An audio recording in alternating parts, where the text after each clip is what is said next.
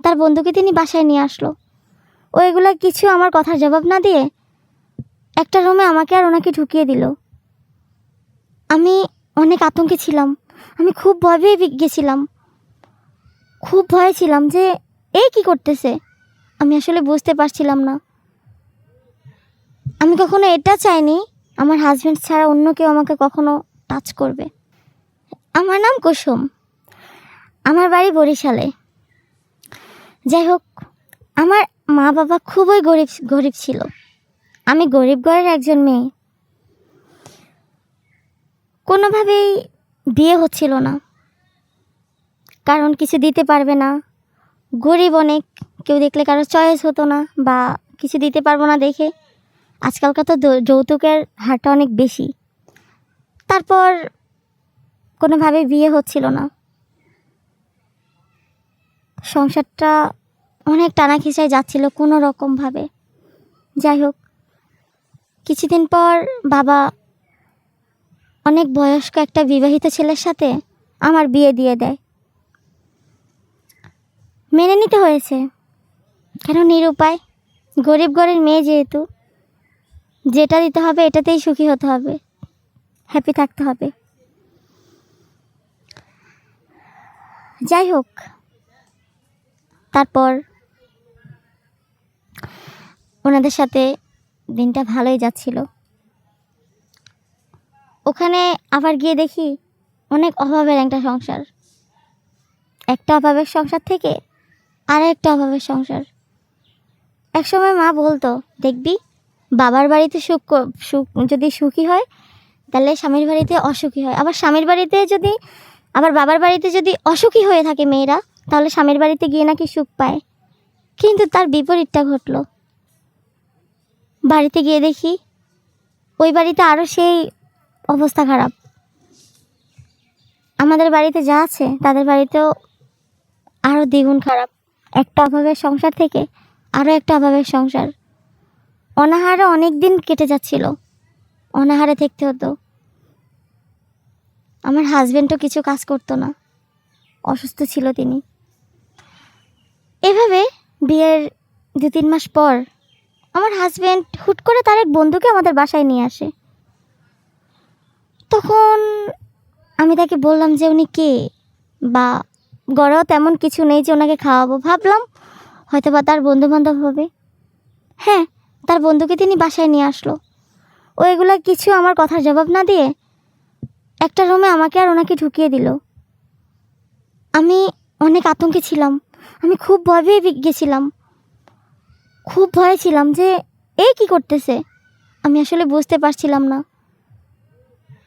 আমি কখনো এটা চাইনি আমার হাজব্যান্ড ছাড়া অন্য কেউ আমাকে কখনো টাচ করবে। আমি এক পুরুষেই আসক্ত ছিলাম। তারপর আমার রুমে কোনোদিন আদার্স কোনো ছেলে কখনো ঢুকতো না, আর আমার হাজব্যান্ড এটা কখনো অ্যালাউ করতো না। যাই হোক, উনি জোর জবরদস্ত করে আমার সব কিছু কেড়ে নেয়। কেড়ে নেওয়ার পর আমি এখানে কি বলবো, পরে বুঝতে পারি যে এটা আমার হাজব্যান্ডের কারসাজি। তিনি তার বন্ধুটার থেকে টাকা নিয়ে আমাকে তার কাছে দিয়ে দিয়েছে। ধীরে ধীরে এগুলোই করতে থাকে। তিনি দিনের পর দিন, রাতের পর রাত আমাকে এই ব্যবসায় জড়িয়ে ফেলে। গ্রামের প্রতিটা মানুষকে দিয়ে আমাকে অপহরণ করেছে, তাদের কাছ থেকে টাকা নিয়েছে। ধীরে ধীরে গ্রামের প্রত্যেকটা মানুষ সব কিছু জেনে যায়। যখন সব কিছু জেনে যায় তখন আমার হাজব্যান্ড নিরুপায় হয়ে আমাকে নিয়ে শহরে চলে যায়, সেই একই ব্যবসার জন্য, সেই একই কারণেই। তারপর তিনি শহরে আমাকে এই ব্যবসার সাথে জড়িয়ে ফেলে। আমি কি বলবো এখানে, একদিক দিয়ে এখান থেকে যদি চলে যাই বাবার মান সম্মানে লাগবে। আমার বাবা গরিব ব্যক্তি, কিন্তু তার সম্মান আছে। হ্যাঁ, তার কিছু নেই, আমি এটাও চাইনি। তারপর বিয়ে তো হচ্ছিল না, যা অনেক কষ্ট করে বিয়ে হয়েছে, উনি আমার সাথে এসব করতে চলেছে। দিনের পর দিন এই ব্যবসা আমাকে লাগিয়ে রেখেছে।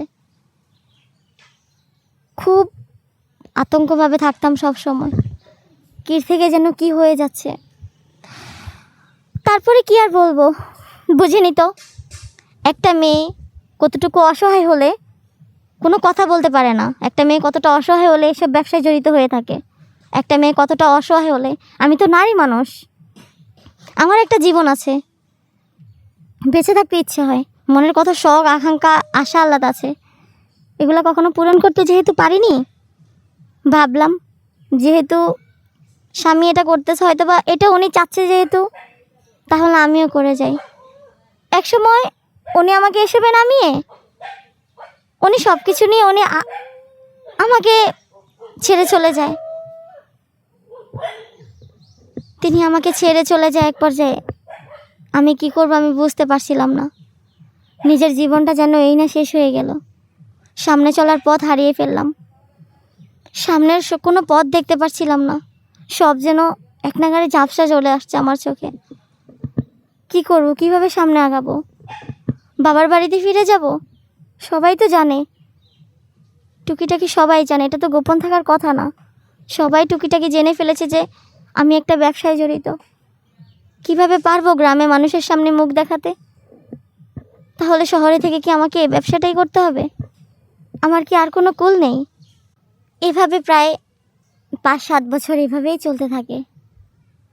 তার মধ্যে আমার একটা ছেলেও হয়ে গিয়েছে, তারও তো একটা জীবন আছে। তার বাবা না হয় এরকম ভুল করে ফেলেছে, তাকে নিয়ে তো আমার বাঁচতে হবে, তার একটা সুন্দর জীবন গড়তে হবে। আমি যদি এগুলাই করে বেড়াই তাহলে তো আমার ছেলে অন্য পথে চলে যাবে। এখন ভাবছি আমি কি করতে পারি।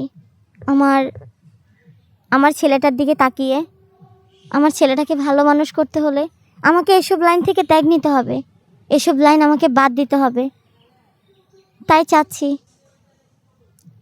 এখনও আশা সুন্দর একটা মনের, এগুলা ছেড়ে সুন্দর একটা মন নিয়ে বাঁচতে চাই। আমি এগুলাতে থাকতে চাই না। কোনো একটা পরিস্থিতিতে আমাকে এগুলাতে টেনে নিয়ে আসছে, আমি তো কখনো চাইনি এগুলাতে আসতে। যার কারণে আসলাম সেই ছেড়ে চলে গেল। এটাই বুঝি নারীর জীবন, এটাই বুঝি নারীর চলাফেরা, এটাই বুঝি নারীর পথ চলা। যদি এরকমই হয় তাহলে নারী সমাজটা যে থাকবে না। তাই ছেলের জীবনের দিকে তাকিয়ে, ছেলের আগামী পথ চলার দিকে তাকিয়ে ছেলেকে বড় করতে হবে, ওইভাবে ছেলেকে নিয়ে থাকতে চাই আমি। আমার পাশে কি দাঁড়ানোর মতো কোনো মানুষ হবে? আমি সত্যি একা হয়ে গেছি। ছেলেটা আছে বলে হয়তো আমি এখনও বেঁচে আছি, কিন্তু আমি এসব লাইনে থাকতে চাই না। প্লিজ, কোনো একটা ভালো মনের সন্ধানে আছি, কোনো একটা ভালো মন যদি হয়ে যায় এসব লাইন ছেড়ে দেব, ভালোভাবে থাকবো, সুন্দর একটা জীবন নিয়ে, ছেলে সন্তান স্বামী নিয়ে। আমারও তো বাঁচতে ইচ্ছে করে, আমারও তো মন চায়, আমারও তো মন আছে যে সুন্দর একটা সংসার, সুন্দর একটা জীবন। এটা কি হয়ে উঠবে? যাই হোক, এই ছিল আমার কথা। যদি কেউ পাশে দাঁড়ানোর মতো থাকেন অবশ্যই সাড়া দিবেন আমার ডাকে। তো এই হলো আমার আজকের কথাগুলো, কেউ কিছু মনে করবেন না, পুরো ভিডিওটা দেখবেন, লাইক কমেন্ট শেয়ার করবেন, চ্যানেলটা সাবস্ক্রাইব করে রাখবেন এরকম আরও ভিডিও পাওয়ার জন্য। ভালো থাকবেন, সুস্থ থাকবেন, আমার জন্য দোয়া করবেন, পাশে থাকবেন, শুভকামনা রইল। আসসালামু আলাইকুম, আল্লাহ হাফেজ।